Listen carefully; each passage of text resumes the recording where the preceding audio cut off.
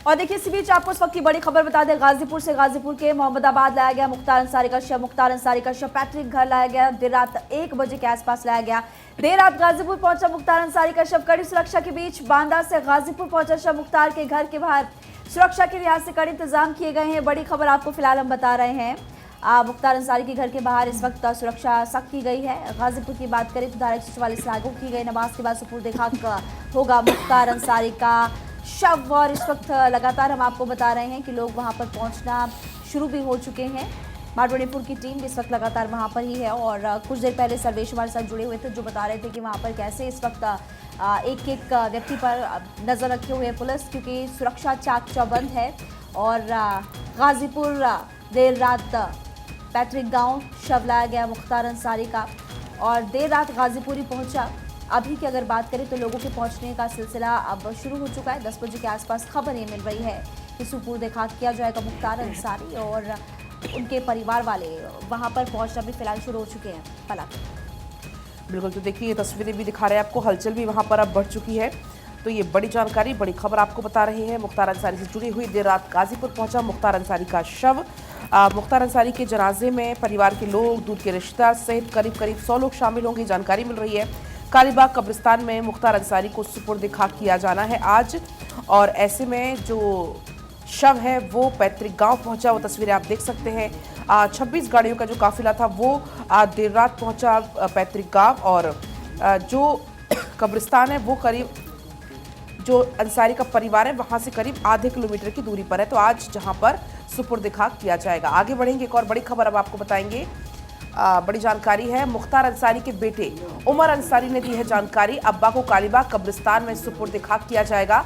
आज सुबह 10 बजे सुपुर्द खाक किया जाना है, ये बड़ी जानकारी है। जनाजे की नमाज के बाद दफनाया जाएगा। इसके अलावा आज सुपुर्द खाक होगा मुख्तार अंसारी का शव।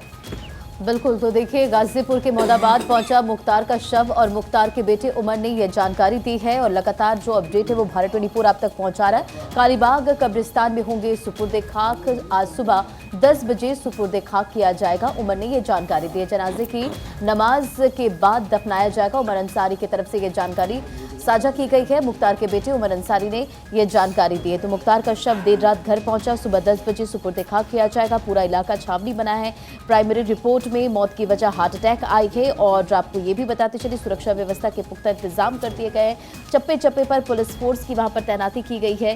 तो गाजीपुर के मोहम्मदाबाद विधानसभा सीट से समाजवादी पार्टी के विधायक मोहम्मद सुहेब अंसारी ने बताया कि उनके चाचा मुख्तार अंसारी को शनिवार 10 बजे यूसुफनगर मोहम्मदाबाद के कालीबाग कब्रिस्तान में दफनाया जाएगा। और उमर अंसारी ने भी ये जानकारी साझा की है, जो कि मुख्तार अंसारी के बेटे हैं, उन्होंने भी ये जानकारी साझा की है।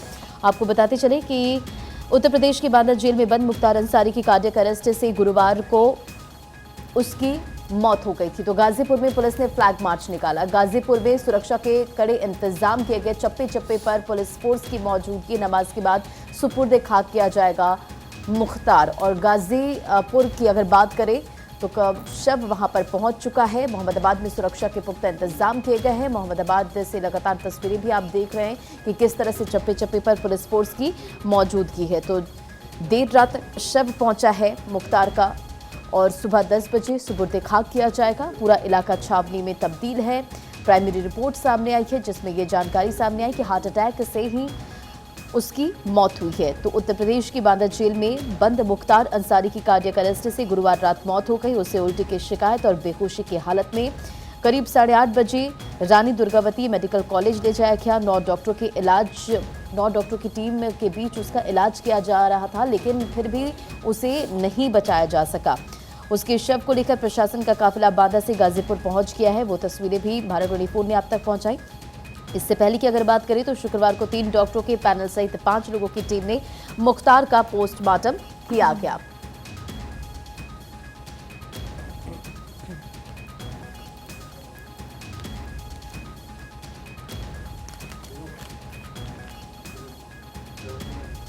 और खबर पर अधिक अपडेट के साथ सर्वेश सिंह गाजीपुर से हमारे साथ जुड़ गए। गाजीपुर से क्या तस्वीरें इस वक्त सर्वेश, क्योंकि सुपुर्द खाक 10 बजे किया जाएगा और इस बीच क्या तस्वीरें निकलकर सामने आ रही है? तस्वीरें हम सुबह से लगातार देख रहे हैं कि भारी संख्या में लोगों की मौजूदगी, तो पुलिस फोर्स भी तैनात है। जी देखिए, कालीबाग कब्रिस्तान के बाहर इस वक्त मौजूद हूँ और जिस तरीके के हालात यहाँ बने हुए हैं उसको देखकर ऐसा साफ प्रतीत होता है कि आज कल से हालात थोड़े अलग हैं, क्योंकि जिस तरीके की यहाँ पे सुरक्षा व्यवस्था की गई है, क्योंकि 10 बजे का टाइम मुकर्रर किया गया है डॉन के दफन होने का, और निश्चित तौर पे जो कालीबाग कब्रिस्तान है उसको एक तरह से साफ़ सफाई उसकी पूरी कर ली गई है। कब्र कल ही खोद दी गई थी, जो पीले पॉलीथीन के से ढका हुआ कब्र है, आपको दिखाई दे रहा होगा, वो मुख्तार अंसारी की कब्र है और वहीं पे डॉन को दफन किया जाएगा आज 10 बजे करीब। तो ये तमाम जो एहतियाती कदम है यहाँ उठाए गए हैं। पुलिस मुख्तार अंसारी की पूरे पत्नी इलाके को और छावनी में तब्दील बेटा कर दिया है। क्या शामिल हो पाएंगे? देखिए, अब्बास अंसारी को पेरोल नहीं मिली है और जहाँ तक बात उनकी पत्नी की है तो बताया यही जा रहा है कि जनाजे की नमाज में वो बुरके में मौजूद हो सकती हैं अपने शौहर के दीदार के लिए, आखिरी दीदार के लिए। तो एक तरह से कहा जाए तो पुलिस ने भी पूरे इलाके को एक कॉर्डन ऑफ कर लिया है। तमाम जो एहतियाती कदम है वो उठाए जा रहे हैं। चप्पे चप्पे पे पुलिस की निगरानी है और इंटेलिजेंस जो है पुलिस की उसको भी एक तरह से कहा जाए तो तैनात कर दिया गया है। हर तरीके से अलर्ट रहने के लिए कहा गया है ताकि कहीं से भी सर्वेश, और कौन कौन परिवार में से शामिल हो सकता है? पत्नी और बेटे को लेकर तो लगातार जांच पड़ताल भी जारी है और ये आशंका जताई जा रही है, संभावना है कि वो लोग शामिल हो सकते हैं, लेकिन उसके सिवाय परिवार के कौन कौन से सदस्य फिलहाल यहाँ पर मौजूद रहने वाले हैं?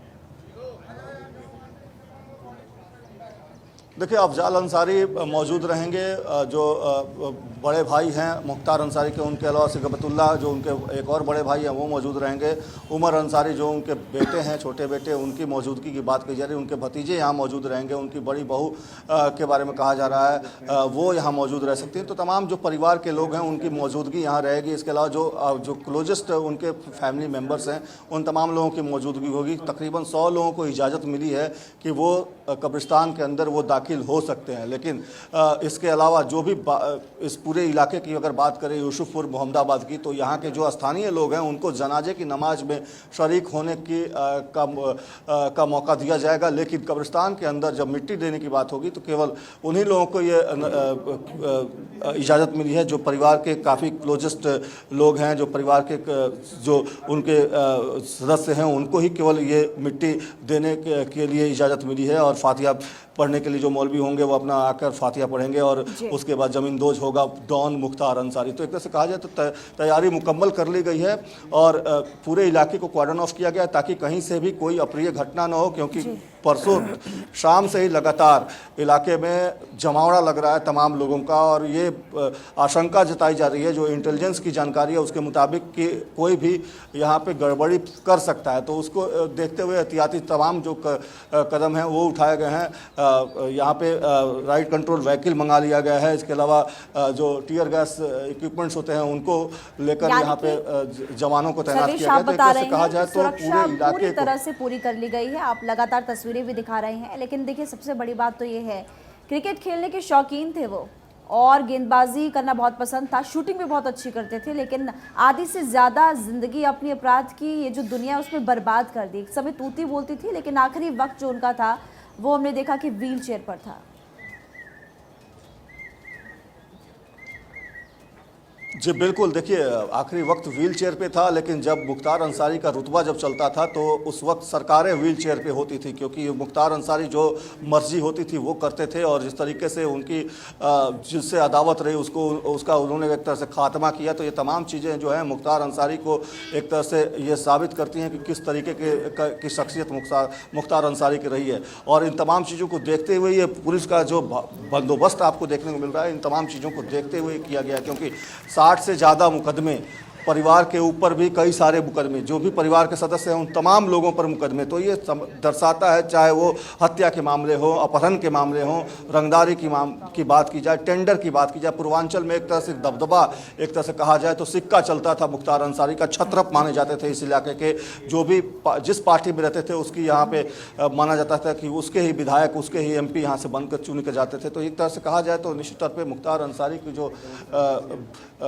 जो शख्सियत थी वो कहीं ना कहीं इस बात को दर्शाते थे कि कितने किस तरीके की सर्वेश, क्योंकि एक तरफ उनके परिवार की तरफ से लगातार आरोप भी लग रहे हैं, आप बेटी की तरफ से ये मांग की गई थी जो पोस्टमार्टम है वो यहाँ पर ना होकर दिल्ली एम्स में हो, क्योंकि उनको इस पर विश्वास नहीं था, यहाँ पर स्टेट में उनको विश्वास नहीं था। हालांकि उनकी ये मांग नहीं मानी गई, लेकिन इस पूरे मामले की अब जुडिशियल और मजिस्ट्रेट जांच के आदेश भी दे दी गए, उसको लेकर क्या कुछ अपडेट है? जी देखिए, जुडिशियल जांच के न्यायिक जांच के आदेश दिए गए हैं निश्चित तौर पे, और ये माना जा रहा है कि अब न्यायिक जांच के बाद तस्वीरें साफ होगी। पोस्टमार्टम रिपोर्ट आएगी, उसमें भी कॉज ऑफ डेथ और टाइम ऑफ डेथ का सीधे तौर पे खुलासा होगा। तो एक तरह से कहा जाए तो तमाम जो एहतियाती कदम हैं सरकार ने भी उठाए हैं, क्योंकि चुनाव का वक्त है और जिस तरीके के आरोप परिवार के लोगों ने लगाए हैं उसको देखते हुए तमाम जो कार्रवाई हो सकती थी उसको किया जा रहा है। एक तरह से कहा जाए तो तमाम यहाँ पे जो अधिकारी हैं वो इस वक्त एक एक चीज़ों का मुआयना कर रहे हैं, और जिस तरीके से जो आरोप लग रहे थे उसको लेकर भी सरकार ने कुछ आदेश दिए। हमारे साथ पुलिस के कुछ अधिकारी हैं, उनसे बात करने की कोशिश करते हैं कि आखिर किस तरह के सर क्या इंतजाम है, क्या यहाँ पे माना जा रहा है कि अफसा अंसारी भी आ सकते हैं, उनको फरार है तो उनकी गिरफ्तारी हो सकती है? भैया मैं अभी चूंकि हम जिस ड्यूटी के लिए यहाँ आए हुए हैं हम इसके बारे में बता पाएंगे, बाकी चीजें अभी थोड़ी देर बाद आपको हम बता देंगे, ठीक है? जो यहाँ पे माना जा रहा है कि कुछ लोग आके गड़बड़ी फैला सकते हैं, उनके लिए किस तरह निपटने के लिए व्यवस्था हर तरह 3-4 स्तरीय व्यवस्था की गई है, हर तरह की फोर्स लगी है, उसकी कोई मुकम्मल सुरक्षा व्यवस्था है। तो आप देखें कि अधिकारी सीधे कह रहे हैं कि जो हर तरह की सुरक्षा व्यवस्था यहाँ है, और किसी भी तरह की कोई गड़बड़ी अगर करता है तो उसके लिए मुकम्मल व्यवस्था की गई ताकि उनसे निपटा जाए। जी आप कुछ सर्वेश, क्या कुछ समय बताया जा रहा है जब यहाँ पर शव को लाया जाएगा? जी 10 बजे का समय मुकर्रर किया गया है मिट्टी के लिए, और निश्चित तौर पे देखिए जनाजे की नमाज उसके पहले होगी। वसल के लिए शव को रखा गया है मुख्तार अंसारी के पैतृक आवास पर, और वहाँ पे उसके बाद जनाजे की जब वहाँ से शव को निकाला जाएगा फिर जनाजे की नमाज होगी। जनाजे की नमाज के बाद फिर कब्रिस्तान, इसी कब्रिस्तान में कालीबाग कब्रिस्तान की तस्वीरें हैं ये जो आपको लगातार हम दिखा रहे हैं। तो यहाँ पे फिर डॉन को लाया जाएगा, और यहाँ पे कल से ही कब्र खोद कर रखा गया है, यहीं जमींदोज होगा एक तरह से कहें मुख्तार अंसारी। तो एक तरह से कहा जाए तो पूरी तैयारियां पूरी कर ली गई, 10 बजे का समय मुकर्रर किया गया, लेकिन अब देखने वाली बात होगी कि आखिर इसमें कितना समय लगता है, क्योंकि समर्थकों की भारी भीड़ अभी भी घर के बाहर है, क्योंकि वहां पे बैरिकेटिंग लगाकर पुलिस ने तमाम लोगों को रोक दिया है, जिसकी वजह से जो समर्थक हैं वो अभी भी अपने जो मुख्तार अंसारी हैं जो उनके आका हैं, जिनको वो लोग आका भी कहते हैं, तो एक तरह से कहें तो अपने साहब का दीदार नहीं कर पाए हैं। साहब भी कहते हैं इस इलाके के लोग उनको, तो एक तरह से कहें तो उनके दीदार के लिए तमाम लोग जो हैं परसों रात से ही टकटकी लगाए यहाँ बैठे हुए हैं यूसुफपुर मोहम्मदाबाद के लोग। तो उनको उसमें कुछ समय लग सकता है, लेकिन 10 बजे का समय मुकर्रर किया गया। लेकिन आप सर्वेश जब हमसे कुछ देर पहले जुड़े थे आपने बताया था कि 7 बजे के आसपास हो सकता है कि उस बैरिकेडिंग को हटाया जाएगा और लोगों को अंदर जाने दिया जाएगा। तो एक तो सवाल आप हमें बताइए कि क्या उनको अब जाने दिया जा रहा है अंदर, क्योंकि 7:10 के आसपास हो चुके हैं, और दूसरी बड़ी बात कि कोई बड़ा पॉलिटिशियन भी आज यहाँ पर आ सकता है?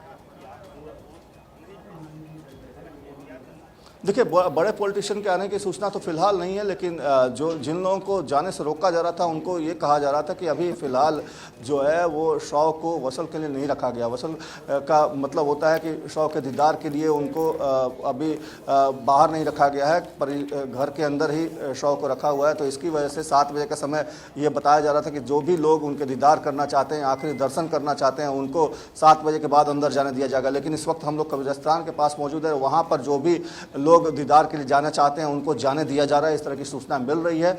लेकिन उसके बाद तत्काल दीदार के बाद तत्काल वहाँ भी पुलिस पूरी तरह से मुस्तैद है, जो भी लोग आ रहे हैं उनको दीदार करने दिया जा रहा है, उसके बाद सीधे उनको वहाँ से हटाया जा रहा है। लेकिन मीडिया को अब अंदर नहीं जाने दिया जा रहा, चाहे वो कब्रिस्तान के अंदर हो या फिर मुख्तार अंसारी का पैतृक आवास हो। उन तमाम जगहों पर एक तरह से कहा जाए तो बैरिकेटिंग लगा दी गई है, और जो भी लोग उनके परिवार के लोग हैं या यूसुफपुर मोहम्मदाबाद के लोग हैं जो उनके आखिरी दीदार करना चाहते हैं उनको केवल वहाँ जाने दिया जा रहा है। जैसे ही वो अपने आका का दीदार कर रहे हैं उसके बाद उनको वहाँ से हटा दिया जा रहा है। तो एक तरह से कहा जाए तो हर तरीके से सुरक्षा के चाक चौबंद व्यवस्था की गई है ताकि कहीं से कोई गड़बड़ी ना हो, कोई अप्रिय घटना ना हो। आपको दिखाएंगे टीयर गैस इक्विपमेंट लेकर भी यहाँ पे जवान तैनात हैं, और उसके कार्ट्रिजेज के बैग भी यहाँ पे आपको दिखाएंगे। तो तमाम जो एहतियाती कदम है ताकि किस तरह की कोई गड़बड़ी ना हो, किस तरह की कोई हिंसा की बात ना हो, उसको देखते हुए तमाम एहतियाती कदम उठाए गए हैं। पूरे इलाके को एक तरह से कहा जाए तो कॉर्डन ऑफ कर दिया गया, जवानों की तैनाती है और जो भी एहतियाती कदम है वो उठाए जा रहे हैं। ठीक है सर्वेश, बहुत बहुत शुक्रिया जानकारी देने के लिए और लौटेंगे आपके पास अपडेट्स के लिए। फिलहाल आगे बढ़ते हैं और आपके फेवरेट सेगमेंट का अब हम रुख करेंगे, यानी कि आज अखबारों में कौन कौन सी बड़ी खबरें। और सबसे पहले बात करेंगे प्रधानमंत्री मोदी की, क्योंकि बिल गेट्स के साथ जब उनकी मुलाकात हुई तो यहाँ पर प्रधानमंत्री मोदी ने कई बड़ी बातें कही। बिल गेट्स उनसे सवाल पूछ रहे थे और जवाब दे रहे थे प्रधानमंत्री मोदी। स्वदेशी गिफ्ट्स, इसके अलावा वोकल फॉर लोकल थीम को लेकर क्या कहा प्रधानमंत्री मोदी ने, वो आपको बताएंगे। गेट्स ने तोहफे में किताबें भी दी है। तो देखिए, अगर बात करें दैनिक भास्कर की, क्योंकि मेरे पास इस वक्त दैनिक भास्कर है, फ्रंट पेज पर ही लिखा हुआ है। और प्रधानमंत्री मोदी जब बातचीत कर रहे थे बिल गेट्स से तो उन्होंने कहा कि ऐसे बने हुए जो कॉन्टेंट हैं उस पर बॉटम अप होना चाहिए ताकि किसी भी तरह से जो लोग हैं वो गुमराह ना हो पाए।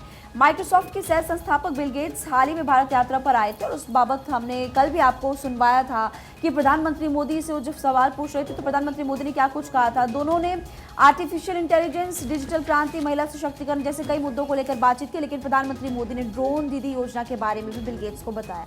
आपको सुनवाते हैं दोनों के बीच क्या बातचीत हुई।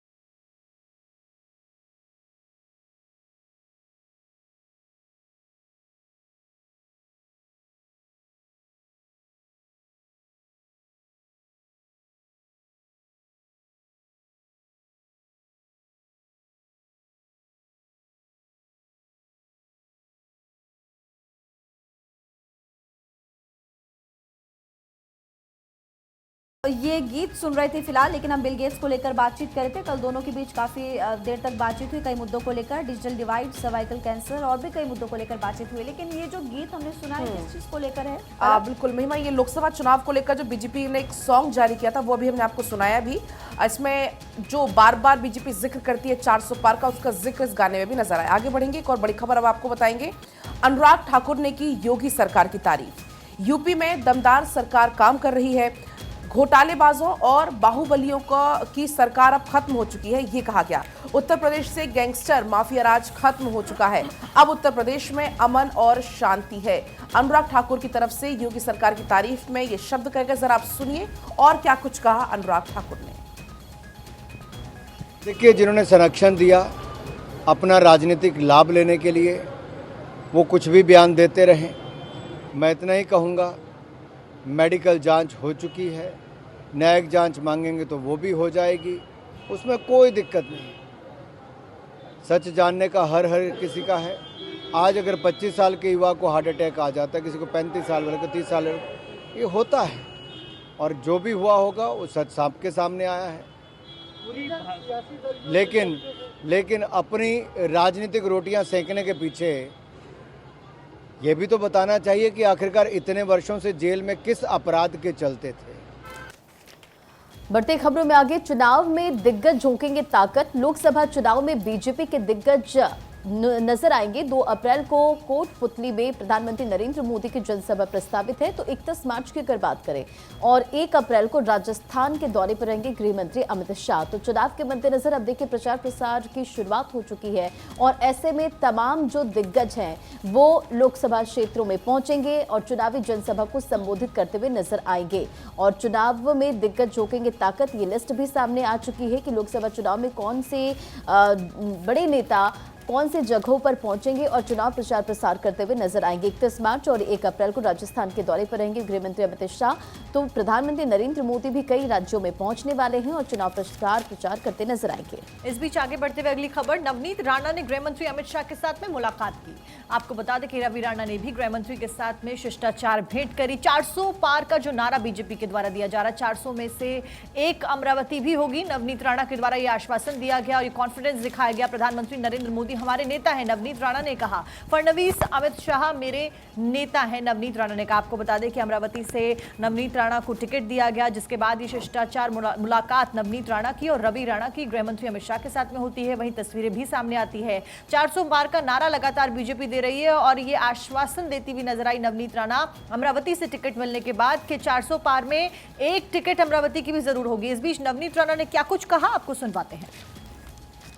बस इतनी ही बात हुई है और मैं बहुत ज़्यादा बातें करने नहीं, मेरा नेता हैं और जिनको नेता माना है, तो मुझे लगता है जब एक नेता को अपने घर के सबसे बड़े व्यक्ति करके आप सम्मान जब मान देते तो उनका आशीर्वाद लेना, ज़िंदगी में एक न्यू इनिंग की शुरुआत की है, तो उनका आज आशीर्वाद लेने आई थी और अमरावती करों की तरफ से उनको ये विश्वास दिलाने आई थी कि अब की बार 400 पार जो मोदी जी का सपना है इस देश में और देश के लोगों का सपना है कि 400 पार इस बार मोदी जी के सपने को लेकर आगे बढ़ना है, वही 400 पार में एक अमरावती ज़रूर रहेगा और आशीर्वाद लिया उनका आज मैंने।